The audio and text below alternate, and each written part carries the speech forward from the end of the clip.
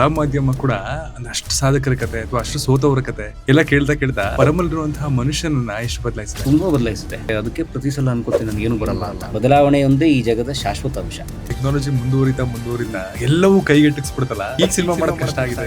ಇವತ್ತು cinema easy ಆಗಿದೆ, lazy ಆಗಿದೆ. ಅವಾಗ ಒಂದು ಸಿನಿಮಾ ಕ್ಯಾಮ್ರಾನ ಒತ್ತು ಬಿಟ್ರೆ ಅದೊಂದು ಸೌಂಡ್ ಮಾಡೋದು ಅಂತ, ಒಂದು ನೆಗೆಟಿವ್ ಓಡುವ ಸೌಂಡ್ ಮಾಡೋದು. ರಾಜ್ಕುಮಾರ್ ಹೇಳೋರಂತೆ, ಯಾವಾಗ ಒಡ ಹುಟ್ಟಿದವ್ರ ಸಿನಿಮಾ ಟೈಮಲ್ಲಿ ಆ ಟೈಮ್ಗೆ ಅದು ಒತ್ತಿದ್ರ ಭಗವಾನ್ ನನಗೆ ಈಗಲೇ ಕ್ಯಾಮ್ರಾ ಸೌಂಡ್ ಮಾಡಿ ನೋಡ್ರೆ ಭಯ ಆಗುತ್ತೆ ಅಣ್ಣ. ಅದಕ್ಕೆ ಅಣ್ಣ ನೀವು ಇವತ್ತು ಉಳ್ಕೊಂಡಿರೋದು. ಪೊಲೀಸ್ ಅಧಿಕಾರಿಗಳ ಸಂದರ್ಶನಕ್ಕೆ ಒಂದು ಹಂತದಲ್ಲಿ ನಮ್ಮ ಸಂಗ್ರಾಮ್ ಸಿಂಗ್ ಪೊಲೀಸ್ ಅಧಿಕಾರಿ ಬಿ ಕೆ ಶಿವರಾಮ್ ಅವರು, ಆಗ ಪ್ರಾರಂಭದಲ್ಲಿ ಬಂದ ಪ್ರತಿಕ್ರಿಯೆ ಹೇಗಿತ್ತು ಅಂದ್ರೆ, ಕಲಾ ಮಾಧ್ಯಮ ಅಲ್ಲ ಇದು ಕೊಲೆ ಮಾಧ್ಯಮ. ಯಾಕಂದ್ರೆ ಅವರು ಕ್ರೈಮ್ ಸ್ಟೋರೀಸ್ ಹೇಳಿದ್ರು. ಹಳೆ ಬೇರು ಹೊಸ ಚಿಗುರು ಕೂಡಿರಲು ಮರ ಸೊಬಗು. ನನಗೆ ಒಂದು ಕುತೂಹಲ ಸರ್, 22 ವರ್ಷ ಆಗಿದೆ ರಂಗಭೂಮಿಗೆ ನೀವು ಬಂದು. ಆನಂತರ ಸುಮಾರು ಒಂದು 10 ವರ್ಷ ಆಗಿದೆ ಯೂಟ್ಯೂಬ್ ಚಾನೆಲ್. 2014 ನಾವು ಕ್ರಿಯೇಟ್ ಮಾಡೋದು ಪೇಜ್. ಸೊ 12 ವರ್ಷ ಆಗಿದೆ. 12 ವರ್ಷದ ಯೂಟ್ಯೂಬ್ ಜರ್ನಿ. ಮುಂಚೆ ಇದ್ದಂತಹ ಪರಮನ ಎಷ್ಟರ ಮಟ್ಟಿಗೆ ಯೂಟ್ಯೂಬ್ ಆಗ್ಲಿ ಇಲ್ಲ ಅಂದ್ರೆ ರಂಗಭೂಮಿ ಆಗ್ಲಿ ಪರಿವರ್ತನೆ ಮಾಡ್ತಾ ಬಂತು? ಮುಂಚೆ ಇದ್ದ ಪರಮ್ ಹೇಗಿದ್ರು ಅಂಡ್ ಈಗಿರುವಂತಹ ಪರಮ್ ಆಸ್ ಎ ಮನುಷ್ಯ ಹೇಗೆ ಎವಾಲ್ವ್ ಆಗಿದ್ದಾರೆ? ನೋಡಿ, ಒಂದು ಬದುಕಿನ ಸತ್ಯ ಏನಂದ್ರೆ, ನೀವು ಯೂಟ್ಯೂಬರ್ ಆಗಿ, ಆಕ್ಟರ್ ಆಗಿ, ಪೊಲಿಟಿಷಿಯನ್ ಆಗಿ ಅಥವಾ ಒಬ್ಬ ಆಟೋ ಚಾಲಕ ಆಗಿ ಬದುಕು ಬದಲಾಗ್ತಿರುತ್ತೆ. The only constant thing on this earth is change. ಬದಲಾವಣೆಯೊಂದೇ ಈ ಜಗದ ಶಾಶ್ವತ ಅಂಶ.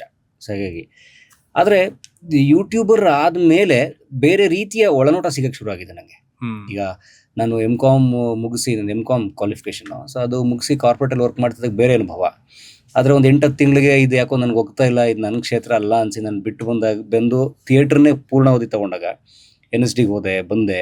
ಆಮೇಲೆ ಅಸಿಸ್ಟೆಂಟ್ ಡೈರೆಕ್ಟರ್ ಕೆಲಸ ಮಾಡ್ತಿದ್ದೆ ಜಯತೀರ್ಥ ಸರ್ ಹತ್ರ. ಆಮೇಲೆ ಡಾಕ್ಯುಮೆಂಟ್ರಿ ಫಿಲ್ಮ್ ಮೇಕರ್ ಅದೇ. ಸೊ ಆಮೇಲೆ ಆಕ್ಸಿಡೆಂಟಲಿ ಯೂಟ್ಯೂಬರ್ ಅದೇ. ಸೊ ಇವೆಲ್ಲವೂ ಆದಾಗಲೂ ಅನುಭವನೇ, ಬದಲಾವಣೆನೇ ಮನುಷ್ಯಂದು. ಸೊ ಈ ಯೂಟ್ಯೂಬರ್ ಆಗಿ ಪ್ರತಿದಿನ ಒಬ್ಬೊಬ್ಬ ಗಣ್ಯರನ್ನ ಮಾತಾಡಿಸುವಾಗ, ಸೋತು ಗೆದ್ದವರನ್ನ ಮಾತಾಡಿಸ್ತಿದ್ದಾಗ ಅಥವಾ ಗೆದ್ದು ಸೋತವ್ರನ್ನ ಮಾತಾಡಿಸ್ತಿದ್ದಾಗಲೂ ನಮ್ಮೊಳಗೆ ಒಂದು ರೀತಿಯ ಕೆಥಾರ್ಸಿಸ್ ಅದು. ಅಂದ್ರೆ ಹೌದಲ್ಲ, ಹೌದು ಈ ತಪ್ಪು ಹೀಗಾಗ್ಬಿಡುತ್ತಲ್ಲ, ಹೌದಲ್ಲ ಈ ಸಂದರ್ಭನ ಹೀಗೆ ನಿಭಾಯಿಸ್ಬೋದಿತ್ತಲ್ಲ ಅಂತ ಒಳಗನ್ಸಕ್ಕೆ ಶುರು ಆಗುತ್ತೆ.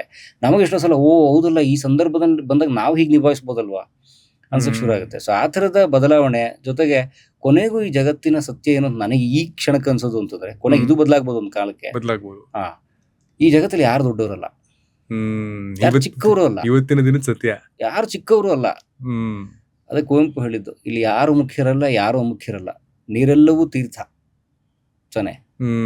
ಯಾರು ದೊಡ್ಡವರಲ್ಲ. ಹಂಗಾಗಿ ನೋಡಕ್ ಹೋದ್ರೆ ಅದಕ್ಕೆ ನಂಗೆ ತುಂಬಾ ಜನ ಪ್ರಶ್ನೆ ಕೇಳ್ತಾರೆ, ಕೆಲವರು ಕಾಮೆಂಟ್ಗಳು ಹಾಕ್ತಾರೆ. ನಾವು ಕಲಾ ಮಾಧ್ಯಮದಲ್ಲಿ ಯೂಟ್ಯೂಬ್ ಸಕ್ಸಸ್ ಆದ್ಮೇಲೆ ನಾವು 2014 ಪೇಜ್ ಶುರು ಆಗಿರೋದು. 2020 ನಂತರ ಅದಕ್ಕೊಂದು ಹೊಸ ದಿಕ್ಕು, ಹೊಸ ದಾರಿ, ಹೊಸ ದಿಗಂತ ಸಿಕ್ಕಿದ್ದು. ಅದಕ್ಕೆ ಸಿನಿಮಾ ಸಂದರ್ಶನಗಳನ್ನ ಮಾಡ್ತಿದ್ದಾಗ ಹಿರಿಯರ್ದು ಮಾಡ್ತಿದ್ವಿ. ದೊರೆ ಭಗವಾನ್ ಅವರು, ದೊರೆ ಭಗವಾನ್ ಎಷ್ಟು ದೊಡ್ಡ ಮನುಷ್ಯ, ನಮ್ಮ ಪಾಲಿನ ಭಗವಂತ ಅವರು.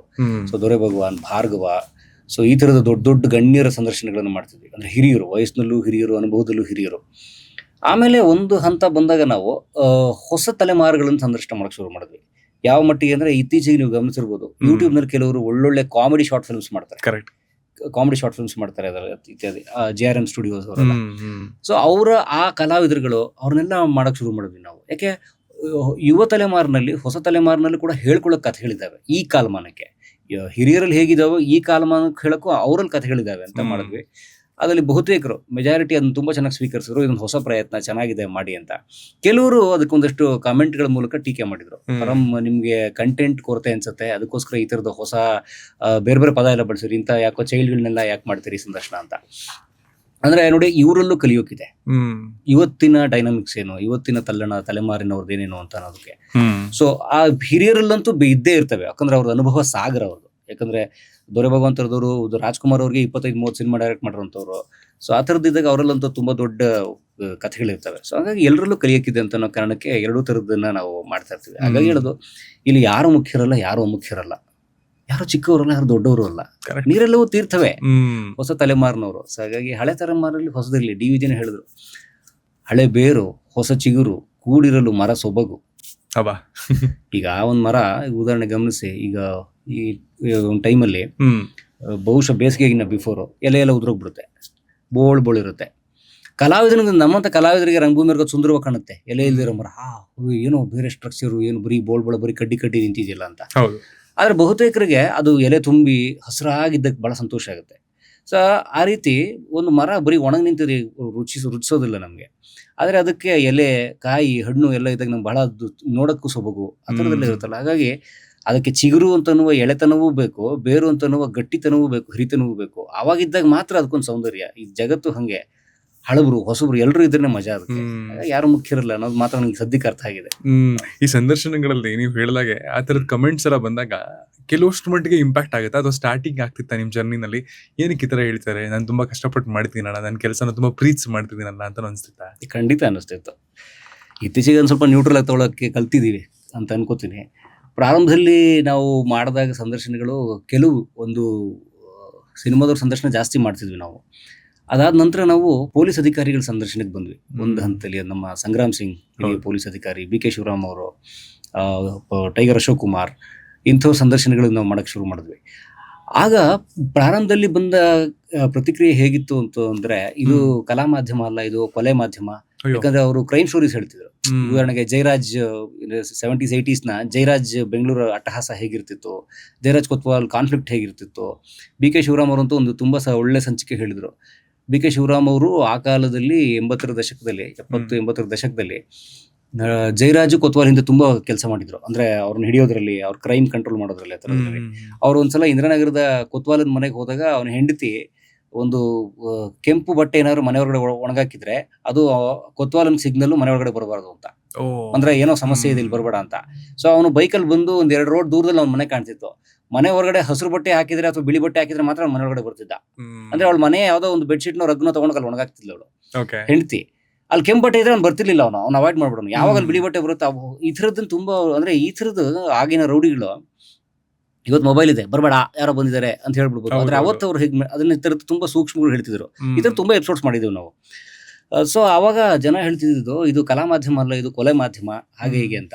ಆದ್ರೆ ಗಮನಿಸಿ ಆಮೇಲೆ ಜನನೇ ಹೇಗೆ ಬದಲಾದ್ರು ಅಂತಂದ್ರೆ, ನನಗೆ ಇತ್ತೀಚೆಗೆ ಶೃಂಗೇರಿಲಿ ಒಬ್ರು IT ಇಂಜಿನಿಯರ್ ಹೆಣ್ಣು ಮಗಳು ಸಿಕ್ಕಿದ್ರು ನನಗೆ. 35 ಆಸ್ಪಾಸಿನ ಒಬ್ರು ಹೆಣ್ಣು ಮಗಳು. ಅವರು ಅವ್ರ ಪತಿ ಇಬ್ರು ಬಂದು ನನಗೆ ಶೃಂಗೇರಿ ಹತ್ರ, ಪರಂ ನಾನು ನೆಟ್ಫ್ಲಿಕ್ಸ್ ಸೀರೀಸ್ ನೋಡೋದು ಬಿಟ್ಟಾಯ್ತು ನಾನು ಪರಂ. ಬಿ ಕೆ ಶಿವರಾಮ್ ಅವರು ಮತ್ತು ಟೈಗರ್ ಅಶೋಕ್ ಕುಮಾರ್ ಅವರ ಸಂಚಿಕೆಗಳು ಜಾಸ್ತಿ ಮಾಡಿ ನಾನು ಶೃಂಗೇರಿ ಬೆಂಗಳೂರು ಓಡಾಡ್ತಿರ್ತೀನಿ. ನಾನು 15 ದಿನಕ್ಕೊಂದ್ಸಲ ನಮ್ಮ ತವ್ರ ಮನೆ ಇದು ಬರ್ತಿರ್ತೀನಿ. ಆ ಇಡೀ ಜರ್ನಿ ನಾನು ಕೇಳೋದು ಆ ಎಪಿಸೋಡ್ಸ್ನ ಅವರು. ಆಮೇಲೆ ನಾನು ಆಗ್ಲೇ ಹೇಳಿದಾಗೆ ನಮ್ದು ಈ ಥರ 3-4 ಕ್ಯಾಮ್ರಾ ವ್ಯವಸ್ಥೆ ಇಲ್ಲ, ನಾವು ಆ ಥರದ್ದು ಮಾಡಲ್ಲ. ಬರೀ ಒಂದು ಕ್ಯಾಮ್ರಾ ಇಟ್ಟಿರ್ತೀವಿ, ಅವರು ಆ ಪೊಲೀಸ್ ಆಫೀಸರ್ ಮಾತಾಡಿರ್ತಾರೆ.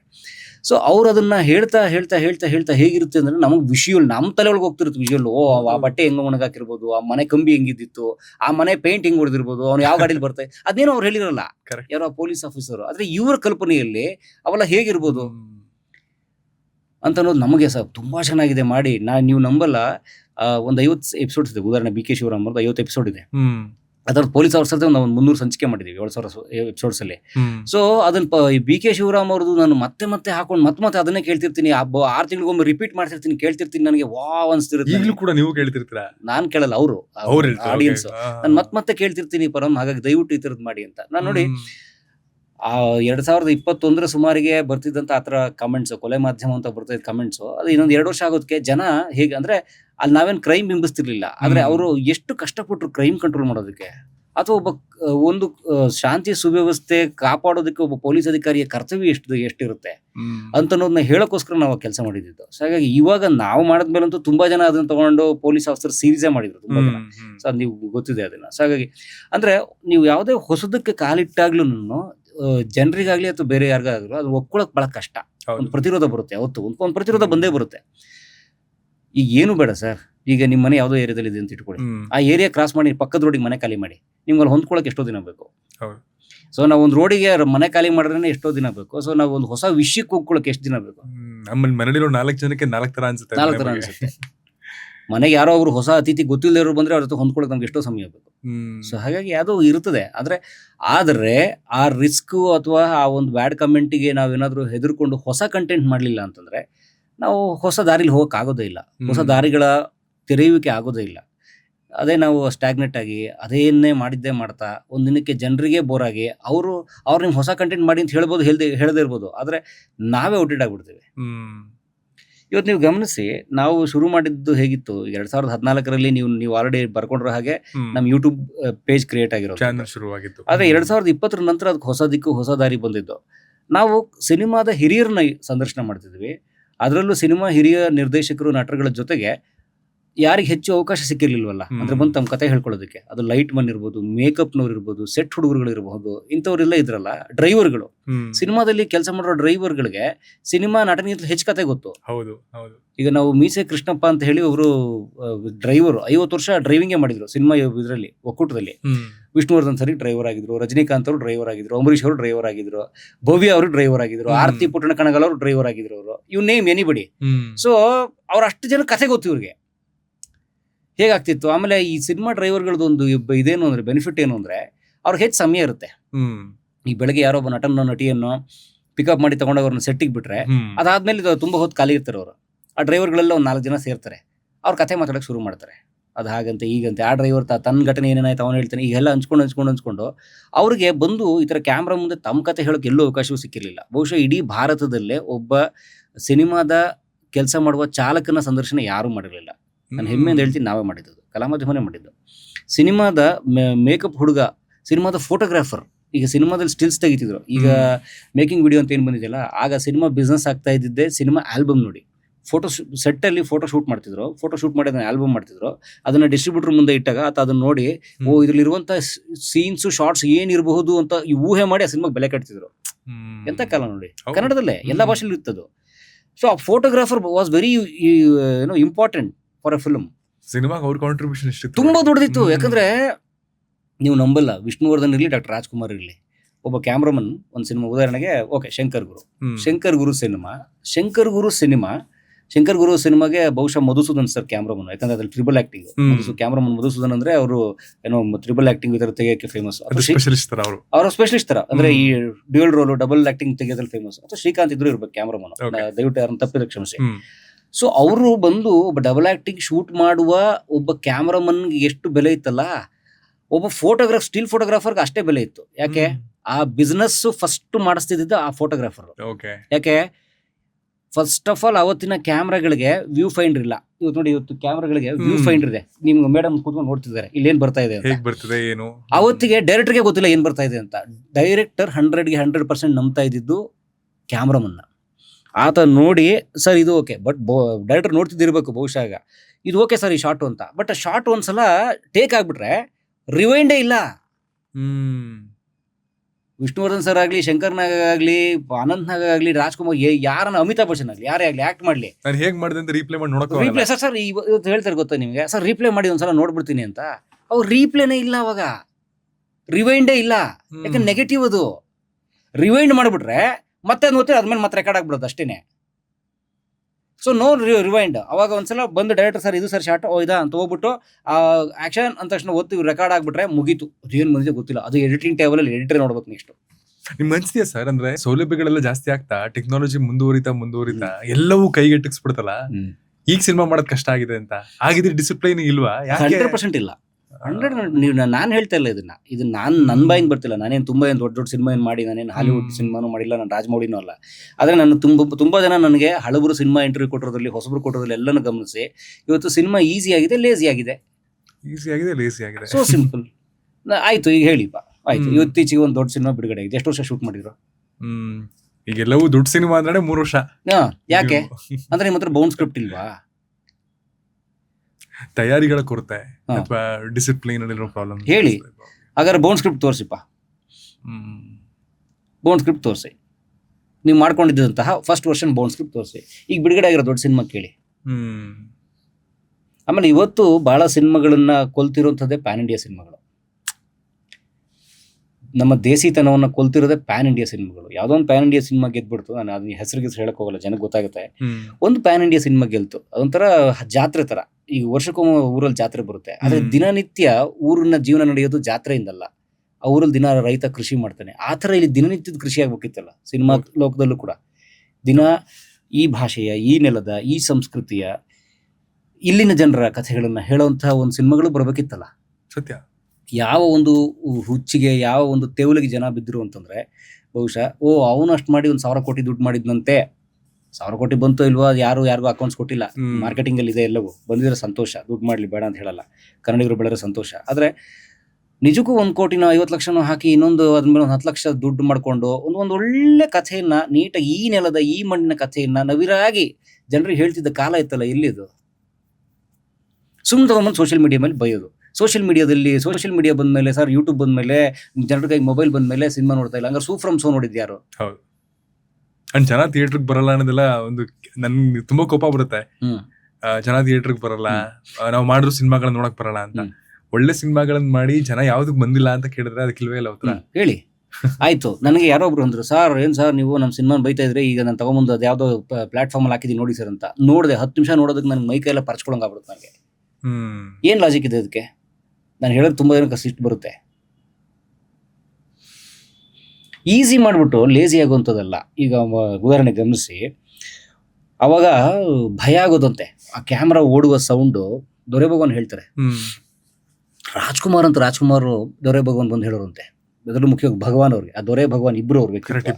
ಸೊ ಭಗವಾನ್ ಅವರು ಮ್ಯಾನೇಜ್ಮೆಂಟ್ ಪಾರ್ಟ್ ನೋಡ್ಕೋತಿದ್ರು, ದೊರೆ ಅವರು ಟೆಕ್ನಿಕಲ್ ಪಾರ್ಟ್ ನೋಡ್ಕೋತಿದ್ರು. ಅದಕ್ಕೆ ಅವರಿಬ್ರು 2 ಲೆಜೆಂಡ್ಸ್. ಒಂದ್ಸಲ ಕ್ಯಾಮ್ರಾ ಅವಾಗ ನಿಮ್ಗೆ ಗೊತ್ತಿಲ್ಲ. ಈಗ ನೋಡಿ, ಈ ಕ್ಯಾಮ್ರಾ ಇಲ್ಲಿ 2-3 ಕ್ಯಾಮ್ರಾ ಓಡ್ತಿದೆ, ಎಲ್ಲೂ ಸೌಂಡೇ ಇಲ್ಲ. ವರಾಜ್ ಅವಾಗ ಒಂದು ಸಿನಿಮಾ ಕ್ಯಾಮ್ರಾನ ಒತ್ತು ಬಿಟ್ರೆ ಸರ್, ಅದೊಂದು ಸೌಂಡ್ ಮಾಡೋದು, ಅಂತ ಒಂದು ನೆಗೆಟಿವ್ ಓಡುವ ಸೌಂಡ್ ಮಾಡೋದು ಅದೊಂದು. ರಾಜ್ಕುಮಾರ್ ಹೇಳೋರಂತೆ, ಯಾವಾಗ ಒಡ ಹುಟ್ಟಿದವ್ರ ಸಿನಿಮಾ ಟೈಮಲ್ಲಿ, ಒಡ ಹುಟ್ಟಿದವ್ರ ಸಿನಿಮಾ ಮಾಡೋತ್ತಿಗೆ ರಾಜ್ಕುಮಾರ್ ಸಿನಿಮಾ ಮಾಡೋದೇ ಕಡಿಮೆ ಮಾಡೋದು. 92-93 ಸಿನಿಮಾ ಅದು. ಅಷ್ಟು ಸಿನಿಮಾ ಅದಾದ್ಮೇಲೆ ಅವ್ರು ಮಾಡಿದ 50+ ಏನ್ ಸರ್, ರಾಜ್ಕುಮಾರ್ 150, 180, 190 ಸಿನಿಮಾ ಮಾಡ್ಬಿಟ್ಟಿದ್ರು ಅವರು. ಯಾಕಂದ್ರೆ ಅವ್ರು ಮಾಡಿದ್ರೆ 206 ಸಿನಿಮಾ. 206 ಸಿನಿಮಾದಲ್ಲಿ ಕೊನೆಯ 4-5 ಸಿನಿಮಾ ಅಷ್ಟೇ ಅದು ಒಡ ಹುಟ್ಟಿದವರು. ಆ ಟೈಮ್ಗೆ ಅದು ಗೊತ್ತಿದ್ರೆ, ಭಗವಾನ್ ನನಗೆ ಈಗಲೂ ಈ ಕ್ಯಾಮ್ರಾ ಸೌಂಡ್ ಮಾಡಿ ನೋಡ್ರೆ ಭಯ ಆಗುತ್ತಲ್ರಿ ಅನ್ನೋದು. ಅಣ್ಣ ಅದಕ್ಕೆ ಅಣ್ಣ ನೀವು ಇವತ್ತು ಉಳ್ಕೊಂಡಿರೋದು ಟ್ರರ್ ಅಂದಾಗ ಅದ್ರ ಮಧ್ಯದಲ್ಲಿ ಅವ್ರು ಡೈಲಾಗ್ ಹೇಳ್ಬೇಕಿತ್ತು, ಆಕ್ಟ್ ಮಾಡಬೇಕಿತ್ತು. ಯಾಕೆ ಗೊತ್ತಾ, ಅದೊಂದ್ಸಲ ಹಿಂಗೆ ಓಡ್ಬಿಟ್ರೆ ಅದು ನೆಗೆಟಿವ್ 12,000 ರೂಪಾಯಿ ರೇಟ್. ಅದಕ್ಕೆ 4 ನಿಮಿಷದ ಒಂದು ರೀಲ್ಗೆ, ನೆಗೆಟಿವ್ ರೀಲ್ಗೆ 12,000 ರೂಪಾಯಿ ರೇಟು. ಒತ್ತಕ್ಕೆ ಒದ್ದಾಡೋರು, ಭಯ. ಅದಕ್ಕೆ ಮೊದಲು ರಿಹರ್ಸಲ್ ಮಾಡಿ, ಸ್ಕ್ರಿಪ್ಟ್ ಕೊಟ್ಟು ಎಲ್ಲ ಮಾಡಿ, 4 ಸಲ 5 ಸಲ ಮಾಡ್ಕೊಂಡು ಎಲ್ಲ ಮಾಡಿ, ಲುಕ್ ಗಿಕ್ಕು ಲೈಟಿಂಗ್ ಎಲ್ಲ ನೋಡ್ಕೊಂಡು A to Z ರೆಡಿ ಅಂದ್ರೆ ಅವಾಗ ರೋಲ್. ಈಗ ತೆಗಿರಿ ಸರ್, ಏಟಿಂಗ್ ತೆಗಿತಾನೆ ಅವನೇ ಬ್ಯಾಟ್ರಿ ಚಾರ್ಜ್ ತೆಗಿರಿ ಸರ್, ಸರಿ ಸರ್ ಏಟಿಂಗ್ ಸರ್, ಯಾಕೋ ಸರಿ ರೀಶೂಟ್ ಮಾಡಿ ಸರ್ 3 ವರ್ಷ ಮಾಡೋದು ಪ್ರೊಡ್ಯೂಸರ್. ಇವತ್ತು ಆ ಪ್ರೊಡ್ಯೂಸರ್ಗಳು, ಅದು ಯಾವ ಪ್ರೊಡ್ಯೂಸರ್ಗಳು, ಅದು ಎಲ್ಲಿಂದ ದುಡ್ತವ್ರು, ಅದು ಏನ್ ಕಥೆಯೋ ಗೊತ್ತಿಲ್ಲ. ಕಲೆ ಕೃಷಿ ಹೆಂಗಿತ್ತು ನೋಡಿ, 200 ಸಿನಿಮಾ ಮಾಡಿದ್ರಲ್ಲ ಸರ್, ಹಂಗಿದಾಗ್ಲೇ ನೋಡಿ ಸರ್, ಅವಾಗ್ಲೇ ಆಗೋದು. ನನಗೆ ಅನ್ಸೋದು ಏನು ಗೊತ್ತಾ ಸರ್, ಮನುಷ್ಯನಿಗೆ ಸಂಪನ್ಮೂಲಗಳ ಕೊರತೆ ಇದ್ದಾಗ ಹೆಚ್ಚು ಕ್ರಿಯಾಶೀಲವಾಗಿರ್ತಾನಂತ. ನಿಜ. ಸಂಪನ್ಮೂಲಗಳ ಕೊರತೆ ಇದ್ದಾಗ ಹೆಚ್ಚು ಕೆಲಸ ಮಾಡ್ತಾನಂತ. ಯಾಕೆ? ಆತ ಹೆಚ್ಚು ಅಲರ್ಟ್ ಆಗಿರ್ತಾನೆ, ಅಥವಾ ಹಸಿವು ಇರುತ್ತೆ ಮತ್ತು ಅಲರ್ಟ್ ಇರ್ತಾನೆ, ಅವನು ಎಚ್ಚರವಾಗಿರ್ತಾನೆ. ಇದು ಇಷ್ಟೇ ಇರೋದು, ಇದನ್ನು ವೇಸ್ಟ್ ಮಾಡಬಾರ್ದು, ಈ ಸಮಯಕ್ಕೆ ಮುಗಿಸ್ಬೇಕು ಅಂತ. ನೋಡಿ, 60ರ ದಶಕದಲ್ಲಿ ಈಗ ಅಣ್ಣವರು ನಾಯಕ ನಟ ಆಗಿದ್ದು 1954, ಬೇಡರ ಕಣ್ಣಪ್ಪ. 54ರಿಂದ ಸುಮಾರು 1965-70ರವರೆಗೂ ಮೆಡ್ರಾಸ್ನಲ್ಲಿ ಅವ್ರ ಶೂಟಿಂಗ್ಗಳನ್ನ ಮಾಡಬೇಕಾದ್ರೆ ಅವ್ರು ಮಾಡ್ತಾ ಇದ್ದು ಪ್ರತಿದಿನ ನೈಟ್ ಶೂಟಿಂಗ್, ಬಹುತೇಕ ನೈಟ್ ಶೂಟಿಂಗ್. ಯಾಕೆ ಬೆಳಗ್ಗೆ? ಯಾಕೆಂದ್ರೆ ಸೆಟ್ ರೇಟ್ ಜಾಸ್ತಿ. ನಮ್ಮ ಕನ್ನಡದವ್ರಿಗೆ ಎಷ್ಟು ಸಮಸ್ಯೆ ಇತ್ತು ಪಾಪ ಅವ್ರಿಗೆ, ಅಂದ್ರೆ ಎಷ್ಟು ಕಷ್ಟಪಟ್ಟು ಸಿನಿಮಾ ಲೋಕವನ್ನ ಕಟ್ಟಿದ್ರು ಅವರು, ಅಂದ್ರೆ ಸಿನಿಮಾ ಉದ್ಯಮವನ್ನ. ಅವ್ರು ಅದಕ್ಕೆ ಪ್ರಾತಸ್ಮರಣೀಯರು. ಅವ್ರು ಕೊಟ್ಟ ಕೊಡುಗೆಗೆ ನಾವೆಲ್ಲರೂ ಅವಮಾನ ಮಾಡ್ತಿದ್ವಿ ಇವತ್ತು. ಪ್ಯಾನ್ ಇಂಡಿಯಾ ಅಂತ ಅನ್ನೋ ಹೆಸರಿನಲ್ಲಿ ಅವ್ರಿಗೆ ತುಂಬಾ ಅವಮಾನ ಮಾಡ್ತಿದ್ವಿ ನಾವು ಅವ್ರಿಗೆ ಇವತ್ತು. ಕನ್ನಡದ ಕಥೆಗಳನ್ನು ಹೇಳಿದೆ, ಬರೀ ಕೊಲ್ಲೋದು, ಕೊಲೆ ಮಾಡೋದು. ನೀವು ತೆಗಿರಿ ಫೋನ್ ನಿಮ್ಗೆ ತಕೊಂಡು, ನೀವು ಬೇಕಾದ್ರೆ ಒಂದು ಟ್ರಯಲ್ ಮಾಡೋಣಂತೆ. 5 ಕನ್ನಡ ಸಿನಿಮಾಗಳು ಇತ್ತೀಚೆಗೆ ಬಿಡುಗಡೆ ಆಗಿರುವಂತಹ ನಾಯಕ ನಟರ ಕನ್ನಡ ಸಿನಿಮಾಗಳನ್ನು ಹಾಕಿ, ನಿಮಗೆ ಶಾರ್ಟು ಸೇರಿ, ಲೈಟಿಂಗು ಸೇರಿ, ಅವ್ರು ಬಳಸೋ ಆಯುಧಗಳು ಸೇರಿ ಒಂದೇ ಇರ್ತವೆ. ಅವ್ನು ಕೂದಲು ಬಿಡ್ಕೊಂಡು ಹಿಂಗೆ ಕೊಚ್ತಾ ಇರ್ತಾನೆ, ಇವ್ನು ಕೊಚ್ತಾ ಇರ್ತಾನೆ. ಅವು ಕನ್ನಡದ ಕಥೆನಾ? ಹಂಗಾರೆ ನೀವೆಲ್ಲ ಕೊಚ್ಕೊಂಡು ಓಡಾಡ್ತಿದೀವ? ಇಲ್ಲಿ ಯಾರು ಬೇರೆ ಕಥೆ, ಬೇರೆ ಬದುಕೇ ಇಲ್ವಾ ಇಲ್ಲಿ? ಹೋಗ್ಲಿ, ಅದು ಕನ್ನಡದ ನೆಲದ ಸಂಸ್ಕೃತಿಯ ಕೊಚ್ಚುವಂಥದ್ದು. ಏನ್ ಹೇಳ್ತಿದ್ರಿ ನೀವೆಲ್ಲ ಕನ್ನಡದ ಸಾಂಸ್ಕೃತಿಕ ನಾಯಕರು ಅಂತ ಅನ್ಸ್ಕೊಂಡವ್ರು? ಯಾಕೆ ಗೌರವಿಸ್ಬೇಕು ನಾವು ನಿಮ್ಮನ್ನ? ನೀವು 1000 ಕೋಟಿ ಕ್ಲಬ್, 100 ಕೋಟಿ ಕ್ಲಬ್ ಇಂಥವು ಮಾಡೋದಕ್ಕೆ ನಾವ್ಯಾಕೆ ಓದಾಡ್ಬೇಕು? ಅದಕ್ಕೆ ಎಲ್ಲಿ ಒಂದು ಮಾಲ್ಗುಡಿ ಡೇಸ್ ಧಾರಾವಾಹಿ ತೆಗಿರಿ, ಎಷ್ಟು ದಟ್ಟ ದರಿದ್ರ ಧಾರಾವಾಹಿಗಳು ಅಂತಂದ್ರೆ, ಅವಳು ಇವಳ ಮೇಲೆ ವಿಷ ಕಾರೋದು, ಇವನು ಅವನ ಮೇಲೆ ವಿಷ ಕಾರುವಂಥದ್ದು. ಇದಾ ಕನ್ನಡದ ಸಂಸ್ಕೃತಿ? ಹಾಗೆ ನೋಡೋಕೆ ಅವ್ರನ್ನೆಲ್ಲ ಸಾರಾಸಗಟವಾಗಿ ಬ್ಯಾನ್ ಮಾಡ್ಬೇಕಲ್ವಾ? ಯಾವ್ದಾದ್ರು ಒಂದು ಇದರಲ್ಲಿ ಅಟ್ಲೀಸ್ಟ್ ಜನ ಆದ್ರೂ ಅದನ್ನ ಮನಸ್ಸಿನಿಂದ ಬ್ಯಾನ್ ಮಾಡಿ ದೂರ ಇರ್ಬೇಕಲ್ವಾ? ನಮ್ಮ ಕನ್ನಡ ಸಿನಿಮಾಗಳ ಹಿಸ್ಟ್ರಿ ತೆಗೆದು ನೋಡಿದ್ರೆ, ನಾವೆಲ್ ಬೇಸ್ಡ್ ಸಿನಿಮಾಗಳು, ಕಾದಂಬರಿ ಆಧಾರಿತ ಸಿನಿಮಾಗಳು ಎಷ್ಟು ಬರ್ತಿದ್ವು, ಎಷ್ಟು ಗಟ್ಟಿ ಕಥೆಗಳನ್ನ ಹೊಂದಿತ್ತು ಸರ್. ಈಗಿನ ಕಾಲದಲ್ಲಿ ನಾವೆಲ್ ಬೇಸ್ಡ್ ಸಿನಿಮಾ ಇರಲಿ, ನಾವೆಲ್ಗಳನ್ನ ಎಷ್ಟು ಜನ ಓದ್ತಿದ್ವಿ ಕೇಳಿ. ಈ ಇರುವ ನಿರ್ದೇಶಕರುಗಳಲ್ಲಿ ಒಬ್ಬರೋ ಇಬ್ರನ್ನ ಬಿಟ್ಟು ನೀವು ಕನ್ನಡದ ಒಂದು ಸಣ್ಣ ಕಥೆ, 3 ಪುಟದ ಕಥೆ ಓದಿರೋದು, ಕಾದಂಬರಿ ಬಿಡಿ, ಅವ್ರಿಗೆ ಅಷ್ಟು ಯೋಗ್ಯತೆ ಇಲ್ಲ, ನನಗೆ ಗೊತ್ತಿದೆ. 3 ಪುಟದ ಒಂದು ಸಣ್ಣ ಕಥೆ ಓದಿದ್ದಿ ಏನಪ್ಪ, ಯಾವುದನ್ನು ಓದಿದ್ಯಾ ಅಂತ ಕೇಳ್ಬಿಡಿ ಅವ್ರನ್ನ. ಸಿನಿಮಾ ನೋಡಿ ಸಿನಿಮಾ ಮಾಡ್ತಿದ್ದಾರೆ ಅವನು ಅಲ್ಲಿ ಮಾಡ್ದ, ಅವ್ನು ಬಂದು ಎಷ್ಟು ಅಸಹ್ಯ ನನಗೆ ಅನ್ಸುತ್ತೆ ಅಂತಂದ್ರೆ ಕೆಲವ್ರ ಬಗ್ಗೆ. ಸರ್ ಅವನು ಅದರಲ್ಲಿ ಹೆಲಿಕಾಪ್ಟರ್ ತರಿಸಿ ಹಿಂದಿ ನಟನ್ ಹಾಕೊಂಡು ಈ ತೆಲುಗು ನಟನ್ ಹಾಕೊಂಡು ಆ 3 ಹೀರೋಯಿನ್ ಹಾಕೊಂಡು ಅಲ್ಲಿ ಶೂಟ್ ಮಾಡಿ ಎಲ್ಲ ಇತ್ತಂತೆ ಸರ್. ಹಂಗಾಗಿ ಅದು 1,000 ಕೋಟಿ ಸಿನಿಮಾ ಮಾಡ್ತಂತೆ. ಆಯ್ತು, ಹಂಗಾರೆ ಕೆಲಸ ಮಾಡಿ, ಅವ್ನು 3 ಹೀರೋಯಿನ್ ಹಾಕಿಂದ, ಇವ್ರು 6 ಹೀರೋಯಿನ್ ಹಾಕಿ, ಅವ್ನು ಹಿಂದಿಯಿಂದ 2 ಕರ್ನ, ಇವ್ನು ಹಿಂದಿಯಿಂದ 3 ಜನ ಕರ್ಸ್ಕೊಳ್ಳಿ, ತೆಲುಗುನವನು ಒಬ್ಬನ ಹಾಕಿ, ತಮಿಳ್ನು ಆಯ್ತು, ನಾನೊಂದು ಸಿನಿಮಾ ಮಾಡಿ. ಒಂದು ಟೆಂಪ್ಲೇಟ್ ಇಂದ ಬಿದ್ಬಿಡಿ ಅಷ್ಟೇ. ಟೆಂಪ್ಲೇಟ್ ಕರೆಕ್ಟ್ ತಾನೆ, ಕಟ್ ಕಾಪಿ ಪೇಸ್ಟ್.